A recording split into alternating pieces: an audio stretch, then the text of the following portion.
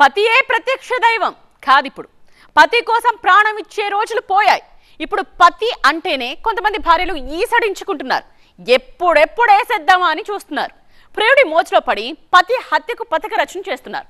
అయితే ఇప్పుడు మీరు చూడబోయేది కాస్త డిఫరెంట్. లవర్తో లేచిపోవడానికి రెడీ అయిన ఒక ఇల్లాలు మర్డర్ స్కెచ్ గీసింది. కాకపోతే భర్తను కాదు, మరి ఇంకెవరిని? ఏం నిర్వాకం చేసి ఎలా దొరికిపోయింది చూడండి.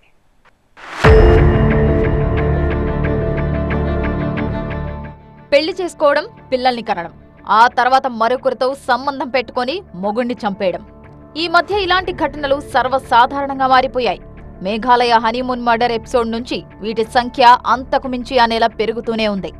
లేటెస్ట్ గా మహారాష్ట్రలోనూ సేమ్ సీన్ సభ్య సమాజాన్ని షాక్ కి గురిచేసింది.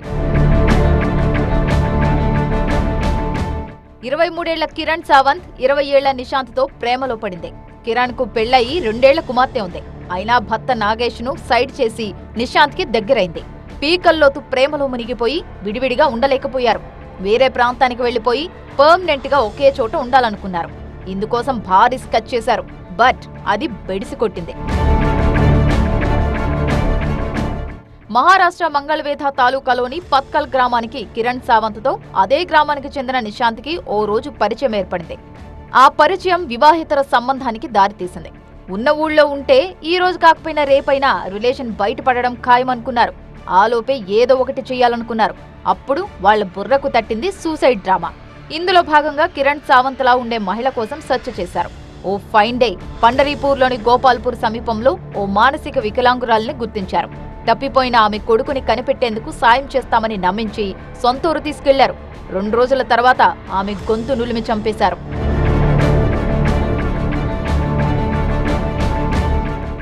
ఈ నెల 14న మహిళ మృతదేహాన్ని పొలంలోని గడ్డివాముల వేసి తగలబెట్టారు.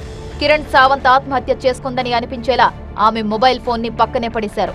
గడ్డివాము తగలబడిపోతుండడం చూసి గ్రామస్తులు అక్కడికి వెళ్లారు. అందులో కాలిపోయిన మృతదేహం కిరణ్ దేనని భావించారు. భర్త నాగేష్ సావంత్ తో పాటు కిరణ్ స్వగ్రామం మహేర్ నుంచి కుటుంబ సభ్యులు, బంధువులంతా వచ్చారు. ఆత్మహత్య చేసుకోవాల్సిన అవసరం ఏమొచ్చిందోనని బాధపడ్డారు. కిరణ్ సావంత్ సూసైడ్ చేసుకుందని అందరూ వెక్కి వెక్కి ఏడుస్తుంటే ఆమె తండ్రి మాత్రం అనుమానంతో పోలీసులకు ఫిర్యాదు చేశాడు. కేసు నమోదు చేసిన పోలీసులు డెడ్ బాడీ పక్కన పడేసిన మొబైల్ ఫోన్ ఆధారంగా దర్యాప్తు చేపట్టారు. కాల్ డేటా పరిశీలిస్తే నిశాంత్ తో కిరణ్ డైలీ ఫోన్లో మాట్లాడినట్టు గుర్తించారు. అతన్ని అదుపులోకి తీసుకొని ప్రశ్నిస్తే మొదట్లో తనకేం తెలీదని బుకాయించాడు. ఆ తర్వాత తమదైన స్టైల్లో ప్రశ్నించడంతో సూసైడ్ డ్రామాను కళ్లకు కట్టాడు. హత్య చేసింది తానేనని అంగీకరించిన నిశాంత్ కిరణ్ బతికే ఉందని వీడియో కాల్ చేసి పోలీసులకు చూపించాడు.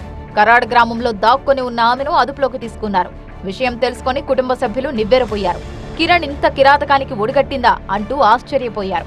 ప్రియుడి మోజులో పడ్డ కిరణ్ భర్త, బిడ్డను కూడా వదిలేయాలనుకుంది. చివరకు జైలు పాలైంది.